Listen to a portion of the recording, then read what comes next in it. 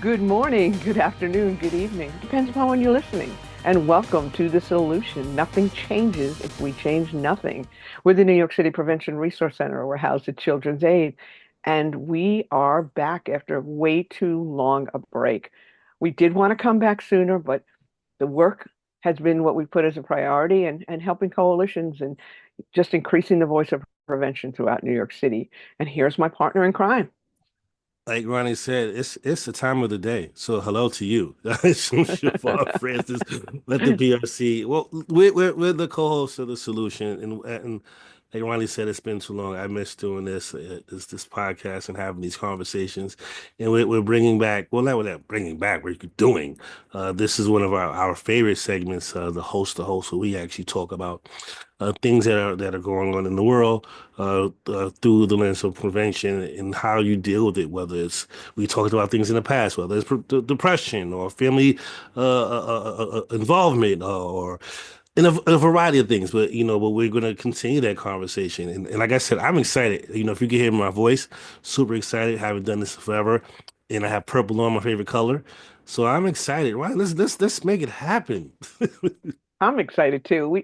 We love this so much. And we're not going to talk about issues in a way where there's an opinion, hmm but we're going to talk about the effect it has on people hmm and why this is part of prevention. Because we're right now, things are really tense for people. And no matter what side of the aisle you're on, you're going through this tension. And we want to look at how it's affecting people and what we could do about it, because we got a lot of young people out there who are so impressionable hmm and they're picking up on stuff. Parents, they hear you. There's a campaign called hmm Talk. They hear you. They hear your positive messages, but they also hear your anger and your anxiety hmm and everything else. So we are going to talk about that today. And we also going to talk a little bit about this being Bullying Prevention Month and how it's related to substance misuse, because so much is related to the work we do. We don't realize it isn't just like a silo. It's a lot of different aspects, a lot of different reasons why people use drugs and how we can prevent and change lives, and give people something that they can think about and make healthy decisions. But in the meantime, how have you been? I've been in full transparency for the listeners. I've had a roller coaster of the past few months. Some serious issues going on in my family, personal things. I mean, I'm not going to go into detail of that, but with the positive, I mean, the positive, there is a positive to that sort of tragedy that did happen. Again, like I said, I'm not going to go into that, but. The other positive is my son being a freshman in college, first year. Spent the We went up to see him this past weekend. Super excited to see him, man. Like I love my son. Like just seeing him prosper in that stigma or that statistic of young black males not amounting to nothing. I'm like, there's proof that that's not true, right? Like there's a lot of proof that that's not true. And I actually sat down with a close friend of mine, yeah, well, cousin actually. The other day we were talking, I'm gonna share something. He said, "Yo, Var." They call me Var, depending on. There's a whole other. That's a story. Like, how did you change your life when we were all outside?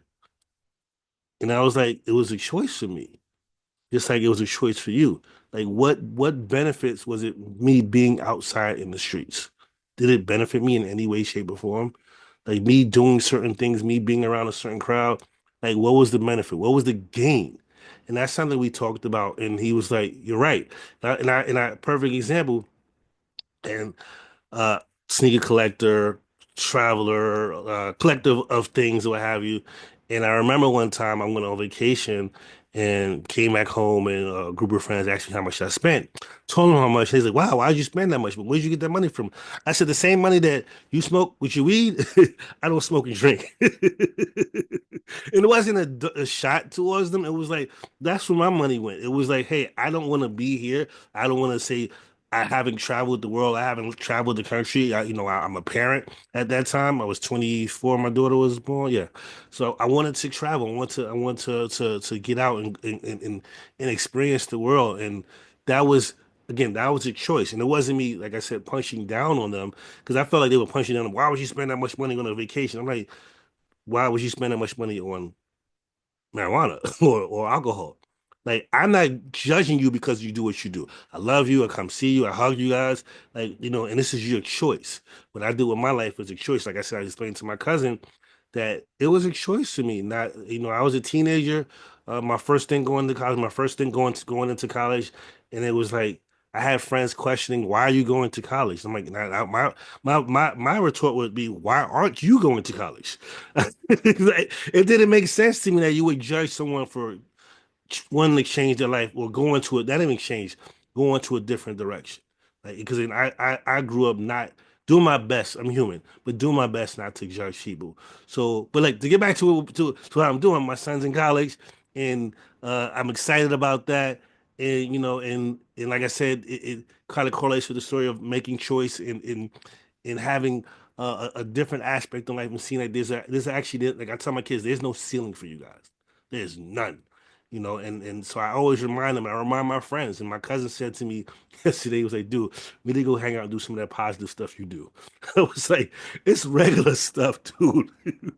It's art museums. This is regular stuff. But enough about me, Ronnie. How are you doing? I mean, I could keep going. You know that we're talkers. I, no, that's not true. Us talkers. Okay, maybe you're right. But what's so natural for you and positive isn't necessarily natural for other people. So, that perspective, I think that's wonderful because you're a positive person. You live in the positive.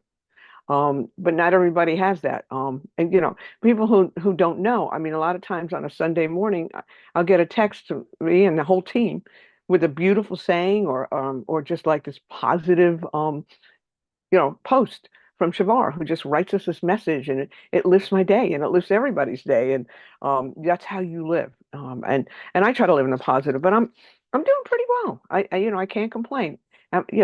Do I have election anxiety? Oh my God, I sure do, of course. A lot of But I us. have to remember that life's a balance, and I've got to focus on that core and build those positive energies and traits and just all of that stuff that's inside of me that really leads me in a positive direction. I have to build that spirituality.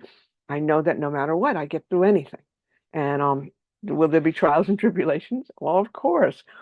That's what led me to using in the first place. A lot of you know I'm in long-term recovery. 2 days from now, my hope, my prayer is that I celebrate 27 years in recovery. And when I look back and I think about it, I don't think I'd be where I'm at today. I don't even know if I'd be alive if I hadn't gotten into that. So that gratitude, it keeps me positive. And right now, I'm feeling good. In my early years, I would go through a lot of trepidations and start like thinking about the past and get all freaked out. They call it squirrely in recovery. Today, I'm just filled with gratitude and happiness about it and love and wanting to spread the message. So once I'm in that head, I nothing can take me away from positive thinking. So I'm doing well today. I'm enjoying the weather. As Chevar and many know, I do not like the summer. I don't like the heat. I'm enjoying these nights. It's supposed to be down in the 40s the next few days in the evenings. I slept so much better last night. So I'm good, and with everything going around, it doesn't mean I can't be good. I can dig it. I can dig the weather thing. Two things I want to say. In my email message, my signature, it does say live don't die in the negative, live in the positive. That's one of my email signatures. Don't die in the negative, live in the positive. The other, Ronnie, and this is an ask, I'm participating as a listener, viewer, observer. For your 27th year, I would ask, and you can deny and say, no, I'm not, I don't feel comfortable, which I know you're not gonna say. Would you be able or be open to sharing a story via video on our social media about your story? Not your story, but like, or just a celebration, or rather, could we celebrate Ronnie 27 years? Yeah, I'd be honored to do that. One thing I've always tried to do is to let people know about it Hmm. because I want people to see it can be done. And Hmm. I learned that early on that when you tell people your story, they may relate to it. Because I know the Hmm. first day that I walked into my first meeting, I heard my story. Hmm. It was from somebody very different from me. It was Hmm. down south in Tennessee in a church basement. It Hmm. was a guy. It was just, but we had very different stories. But Hmm. I heard my story there between the lines. So yeah, I think people who are using are people in recovery who are struggling, Hmm. and right now people are struggling. Um, or thinking of using, they hear success or they hear Mm, someone who struggled and still struggles in recovery. It didn't just take away my problems or take away mhm, the negativity in life. But yeah, of course, I've done it before. I'd be happy to share it. mhm. I think it's a beautiful story for people to hear, and like you said, uh, your story is sometimes someone else's story, right? And I'm saying you as a general statement, but I mean sometimes you don't know that we don't always share stories, right? And then you mentioned something a few moments ago about election anxiety and how that can cause, specific negative outcomes in your life that might push you in a direction where you don't want to go, where it might trigger something in you, and in particular, we focus on primary drug prevention, especially with underage youth. And as far as me, and as far you can hear the background, this is New York, so if you hear the sirens, you know our show. This happens a lot. But as far as me in the election anxiety, especially being a parent, I spoke to my daughter. She's older now, and and she's voting. Um, let me do a little. She's voting. Let me say that, and we talk about it, and I asked her why, what made her decision, and this is her story, but I don't want to get too much deep into her story, but she is voting for I'll say it, Kamala Harris. She's gonna vote for her because that's because it. Like I said, it. I told my kids like they have no ceiling. Now, when you see representation, like Ronnie said, you hear your story. Kamala is her story, right? Kamala is right. All right. When I become older, when I become available to run for office, if she ever decides to, or leadership position, she knows there is no ceiling, right? So she's voting based on her interests and what resonates with her. My son just turned 18. And he has questions, and I think a lot of it comes based around his friendships and also uh and you talked about the anxiety in raising children and this is something I'm going to say compromise. So their mom grew up in a Jehovah Witness faith. So they don't vote. So and for me it was like trying to find a balance between the two. Like, it's like I don't want to, because I want to make everybody happy, but I gotta remind myself I gotta make myself happy also. So it's like it's their decision whether or not they want to participate in certain things. But I want to educate them more than anything. Like especially with my son, like because he was still curious about voting, and I asked him why. But he didn't give me an answer yet. Matter of fact, he did give me an answer, but it wasn't. It was a lot of it was based off of social media, conspiracy theories, what have you, because he's a teenager, right? And that's what they have. That's where the news comes from. That's where news comes from for adults. And I want to explain to him, and actually any young person who's listening to this, I'm not telling you who to vote for, but I'm telling you to look at how it affects you, how it affects your mom, how it affects your brother, your future niece or nephew, your cousin, how it affects your friends. Look at that. Like look at towards your present and the future, right? And you can look at a person's past, right? But sometimes their past leaks into their future, right? And again, this isn't me because you could talk about both candidates. They both have something in their past that may leak into their future. So I'm being very general here.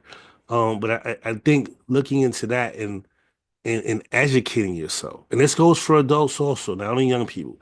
I think the most important part is educating yourself and how this election or anything. I don't want to make it politicized because like how it affects you in the long run. That's what we're talking about. How is it going to affect you after this? How are you, and again, if how prices go up, and you notice a family member becomes sad because they lost their home, because of whatever happened. We currently have a Hurricane Helene. Is that correct to say, Ronnie? Well, the one that's barreling down on Florida right now is Hurricane Milton. And, Milton. I'm sorry. I'm sorry. I'm and sorry. Helene did such devastation across the South but inland. Right.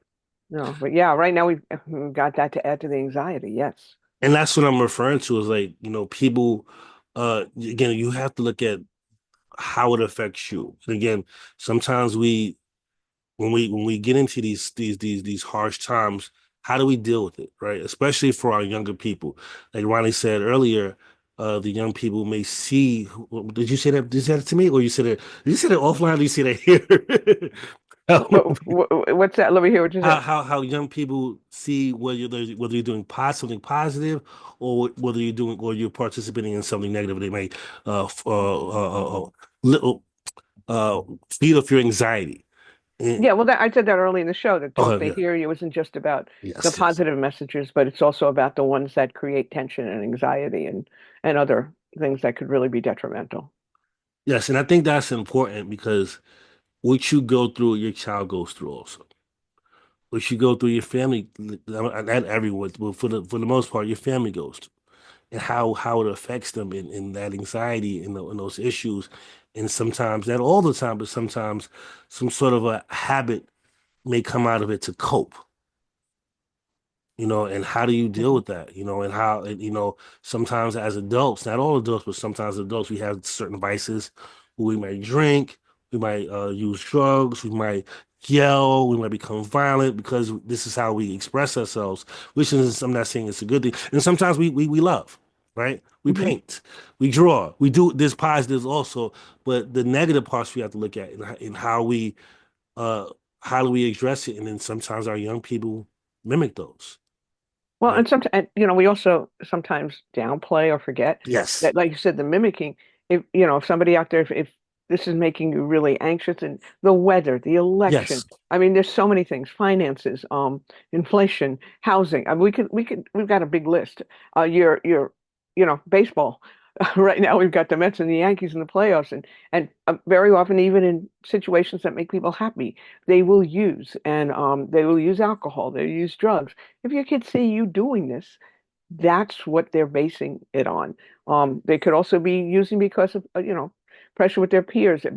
Whatever the societal norms are, that's what they're seeing. And very often they're internalizing, and we forget that. But you mentioned something earlier, and I think it's really important to emphasize because I feel like we're kind of looking at parents today, and not just parents, but role models. This Absolutely. seems to be coming out organically as our theme.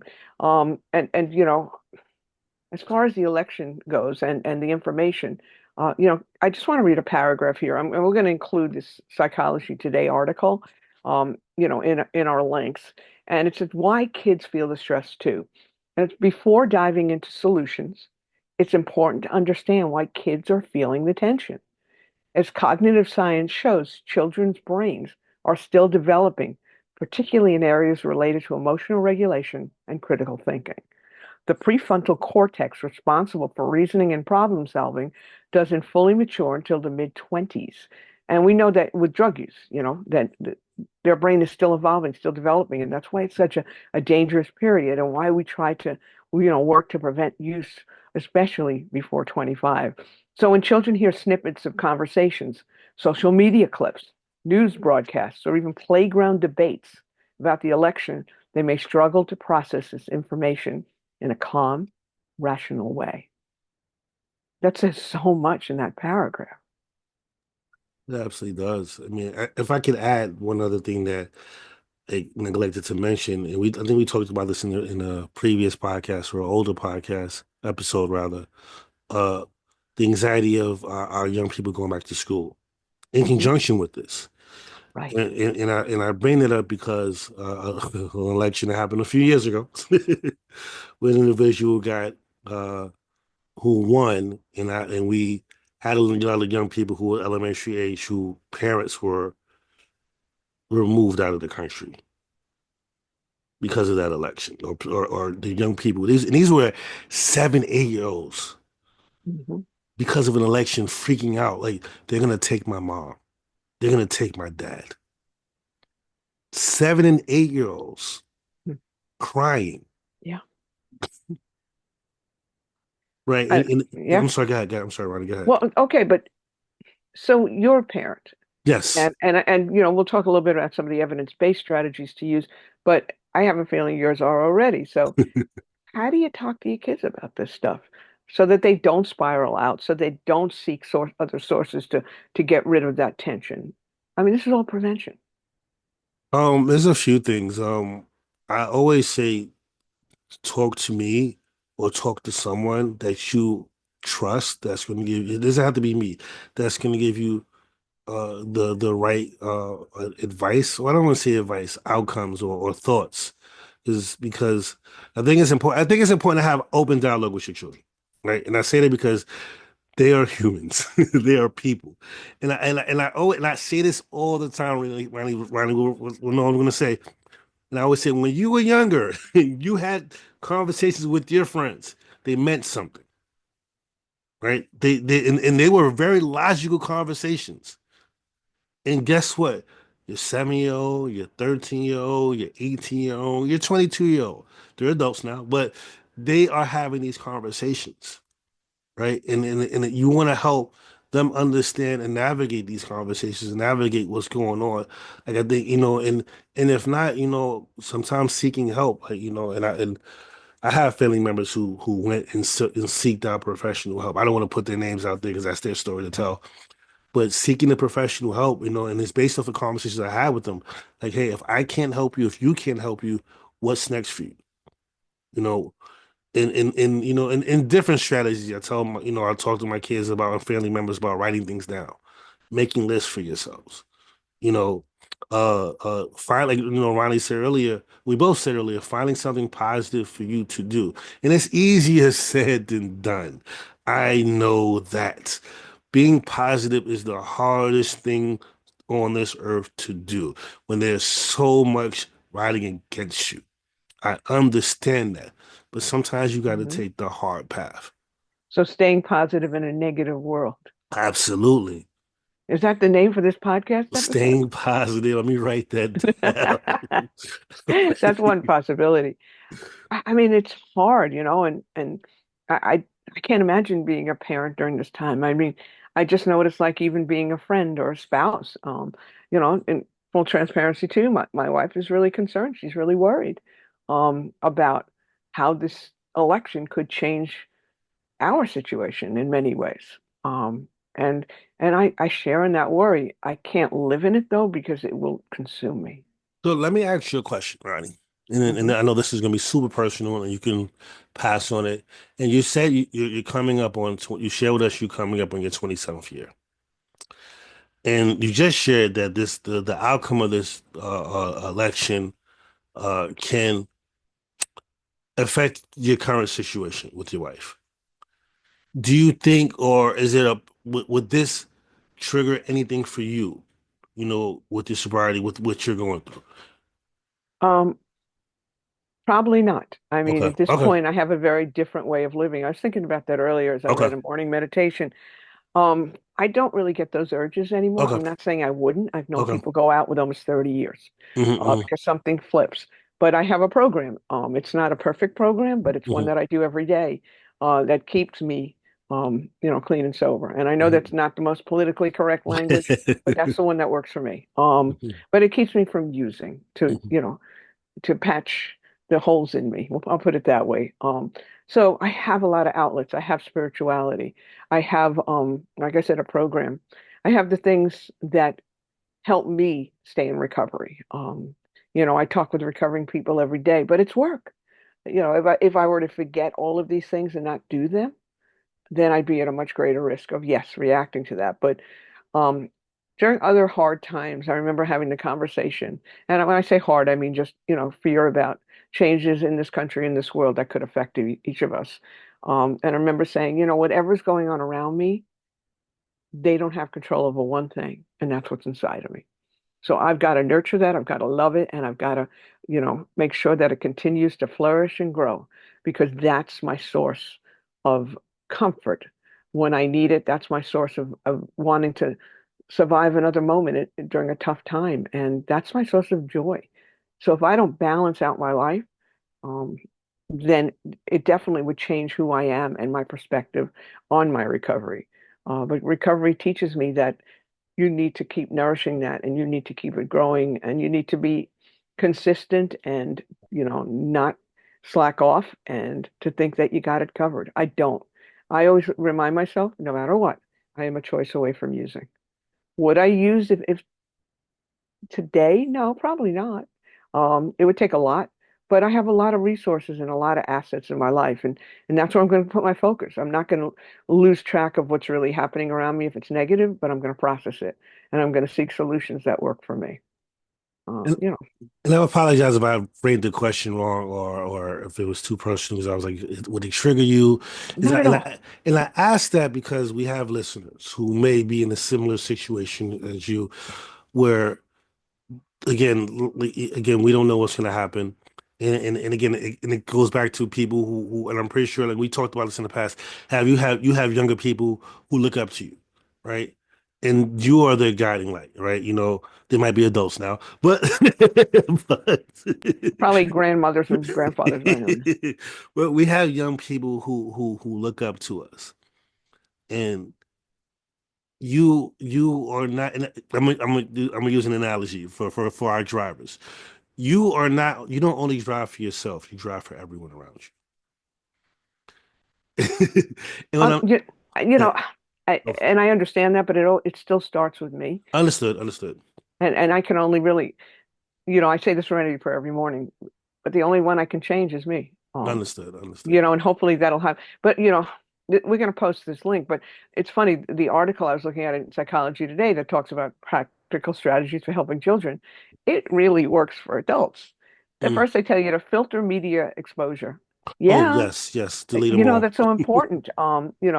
The more we watch, the more we get crazy. More we start to lose control of how we feel, and filtering it and maybe coming up with times or a limit that could help. That helps me. And you want it to be stuff that you can rely on. Create a safe space for questions like this right now, talking in a safe space or having friends you could talk to where you feel like you won't be judged. It's important for people to respect each other like that, no matter what your political leaning is. Reassure and provide perspective. These are all things that work for me. And again, through talking with people I'm safe with and being able to air it out and be able to listen and think like, okay, maybe I've done something or I'm listening in a way that isn't giving me perspective. Let me look at the whole picture. Why would someone feel that way? Try to understand them better. Teach emotional regulation techniques. Uh, I need that. I'm not going to go in detail. We'll provide the link. Model healthy media consumption. We can do that with our friends, with our family, with kids. We need to know when to step away. We need to know how to balance it. And believe me, if I lived in that space all the time, it would change my serenity and it would change my whole balance around my recovery. So this applies to your kids, but it applies to us too. And it's funny, the things that you mentioned, those are things I've done with, as a parent. Like I chose to listen to particular music, certain music I wouldn't listen to around my kids. There was Hmm. certain, like, I refused to. There's certain shows that I wouldn't watch or allow them. Not allow, because it wasn't. If they didn't see it, they wouldn't know what was to be allowed. So I wouldn't watch certain things around my children. And I'm always reassuring my kids. It's funny as you said that. I text me, and I said this in previous podcasts. I say this all the time. I always text my kids, I love them, and tell them how proud of them I am, and I give them specific reasons of why too I'm proud of them. And my daughter said to me the other day, was like, Dad, we believe you. And I was like, all right. So, like, what do you want me to do now? Say mean things to us. And I'm like, why? She said, because I know it's a lie, because you would never say anything mean to us. So we laughed about it. So I told her I didn't like the color of her hair just to be funny. But you do, She right. knew it wasn't true. But that's what we need. We need people in our lives who support us and believe in us and are truthful with us. And, when we start to feel that support and that love emotionally, it creates more balance. I always tell this story that when I first got into recovery, I believed that balance meant the positive and the negative were like, the scales of justice. They kind of, you added to one, took away from one so you could balance them. And I started to realize that balance was more about building the core and building those things that give me strength and hope, and make me a more loving, a better person. And then everything else will kind of fall into place around that. And that's where I put my focus. So, Yes, and she even told her brother, "Your dad's gonna say mean things to us," but but I mean, I think the other, again, modeling behavior. That's something I did. Not drinking, not doing drugs, what have you. around my kids or at all. I think was important for me, and I didn't know what the impact was because I always similar to what you're saying, Ronnie, about you can only focus on what you can do for you.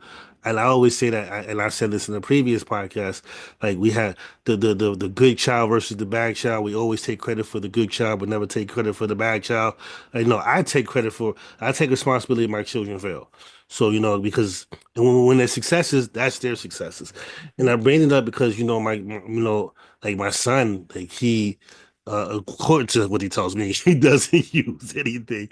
But I mean, I remember taking him, and I think I said this in the previous podcast.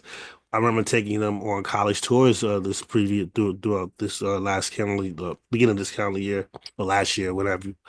And and most of the schools were talking about cultivating cannabis, and he was offended. He's like, I don't want to go to the school. I don't want to do that. I don't want to do this. And I'm trying to explain to him, like, it's a business. He's like, Dad, I don't care about that. I want to do Mhm. science and this. That's all I care about. So, and that kind of like helped him choose a school that he wanted. So it was a school who taught the least about cannabis. And again, that's his success. That's his story. And I applaud him for that. That it was a decision that he made. And similar you're saying, Mhm. like that was his decision to go to a school that focused more on less on what he wanted to do with his life, opposed to what society is pushing towards, which is, and I'm not promoting cannabis, but the sale and the cultivation and the profit of it. And that's something that he wasn't interested in. He was more or less, I want to save people's lives. That's what he wanted to do. But and that, talks about the kind of parenting he got and the ability to make a healthy decision for him. Hmm. For some, they might say, you know what, it's a business. I want to be able to, be part of that business. Again, I'm not advocating either, but Mm-mm. it's here and it's part of, again, it's part of the world we live in, and things are going to change. But I mean, it says a lot about you and how you relate to your kids. And I talk to them. I do my best, and I ask them questions about their personal lives, whether they want to share with me or not. And I try to be as open and as honest as possible. And I tell them to talk to me, because life is tough, life is rough, life's sometimes. And I think that's the important part where and my kids are learning a lot, especially my daughter is seeing how other people navigate, and my daughter coming back saying, Dad, you are different. Well, Like we know that in a good way. he's like she's like, you would never let that happen. Like I've learned a lot from watching other people. Like and it's kind of cool to see the things that my children do. And I applaud them, and then I tell them whenever they struggle, I'm always gonna be here. Like I'm always, no matter what, I'm going to be here. Like I'm always. I don't, and I think I shared this, and I know we want to move on. I do want to do a one, and this is an idea I shared with Ronnie offline a while ago. I do want to, 'cause I have a separate podcast. I have a separate podcast where I want to do like some sort of a story where I talk to my kids. So, like I said, I'm going to be with you forever. So if I do pass, what have you, sometime, there you have this episode that you can always go back to listen to your dad telling you how much he loves you, and I want it to be that everyone can use that for anyone's child. Like hey, son, daughter, whomever, listen to this. This is how I feel about you. I want you to hear this story. Although it's someone else's voice, this is me speaking to you. So again, I'm going to be in my kids' lives for the forever. And if they have children, my grandchildren's lives. But that is true because my mom is still with me in Right. every way, shape, and form, and she passed almost 17 years ago. Oh wow.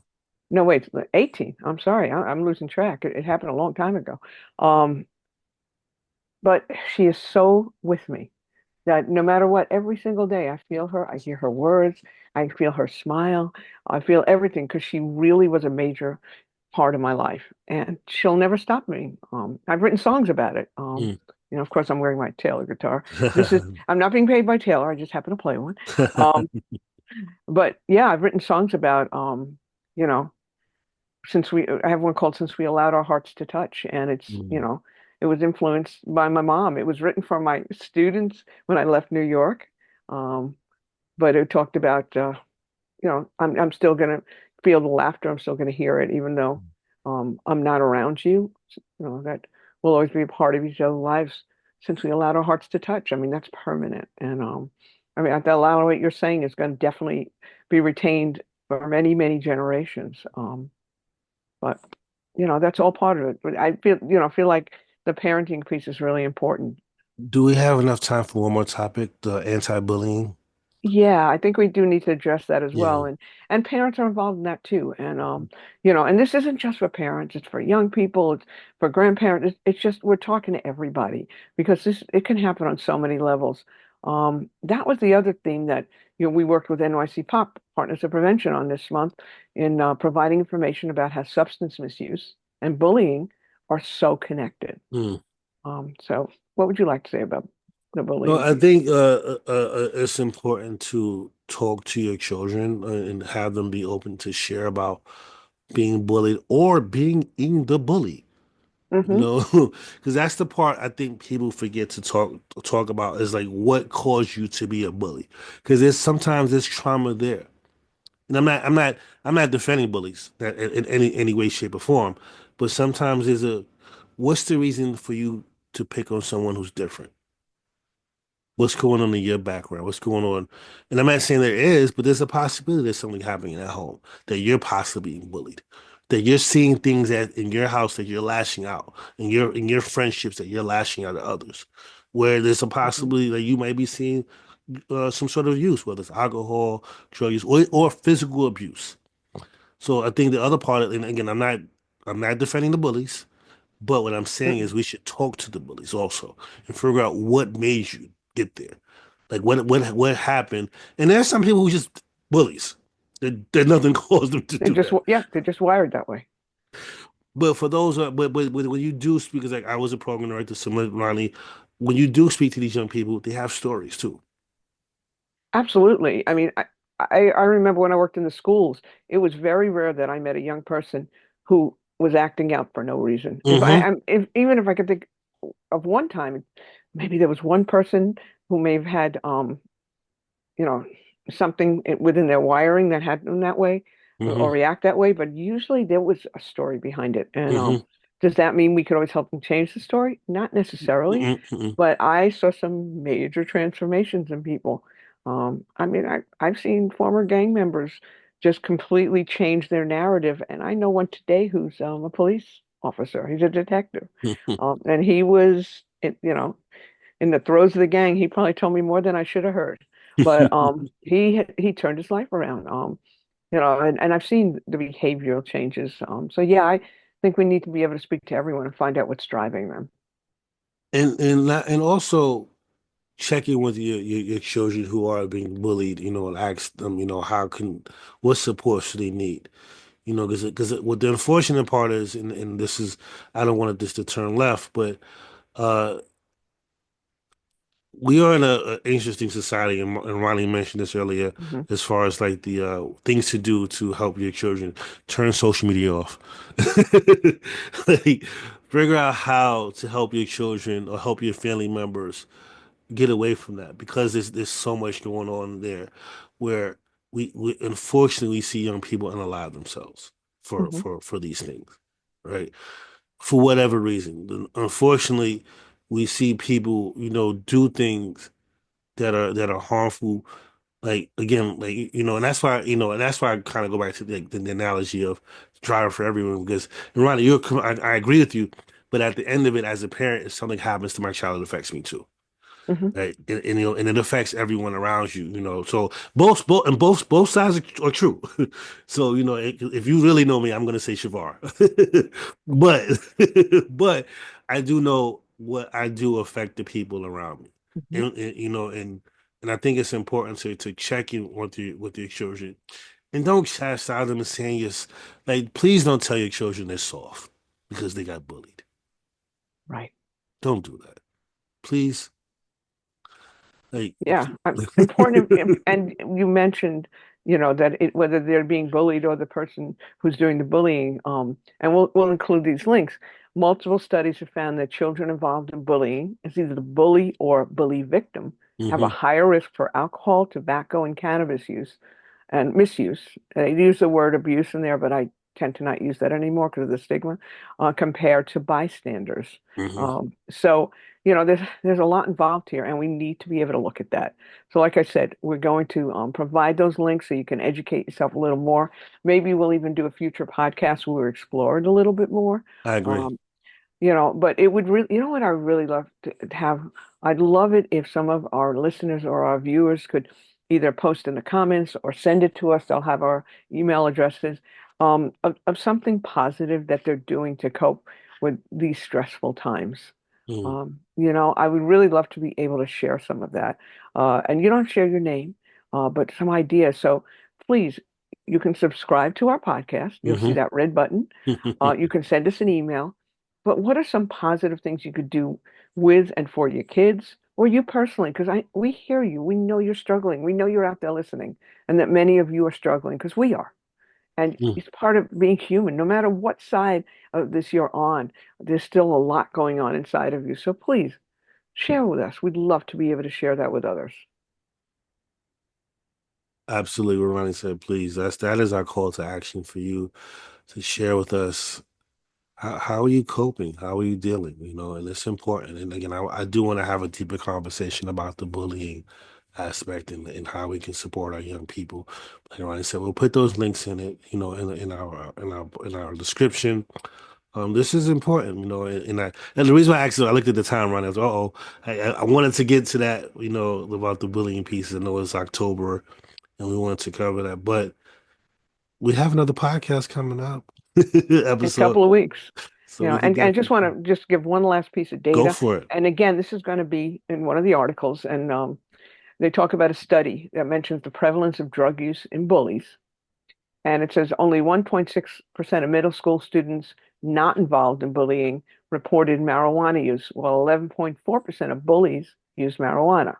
Mm. And it said similarly, 13.3% of high school students who are not bullied use marijuana compared to 31.7% of bullies um, who used marijuana. So there's a big connection here. It's on both sides, whether you're the one who's a victim or you're the one who's, perpetrating it. So we need to be able to take the time to understand what's going on with people. But we could go on for hours No, about this, and I know we're absolutely, out of time. absolutely. But I can I share, I'm doing a lot of reading on stuff Ronnie, today. I spoke a lot. I want to hear your voice. You go for Well, it. I sent this out today. We do this. We send each other inspirational stuff. I post a lot of stuff. I post about gratitude every day. And this really, it hit a chord. It said, don't give up on this year. Keep fighting for the good. Keep showing up. Keep loving. Keep giving back. Keep being kind. Keep being brave. Keep caring. Keep trying new things. Keep showing grace. Keep on. This world needs you to believe in the good. I loved it. I read. You said you did send it out. It was beautiful. And that's keep pushing forward. Yeah, Keep pushing forward. I think that's a natural end to our episode today. So yes, we're back. We are back. I'm sorry. We aren't going to go months and months and months. We are back, and this is the solution. Nothing changes if we change nothing. Take care.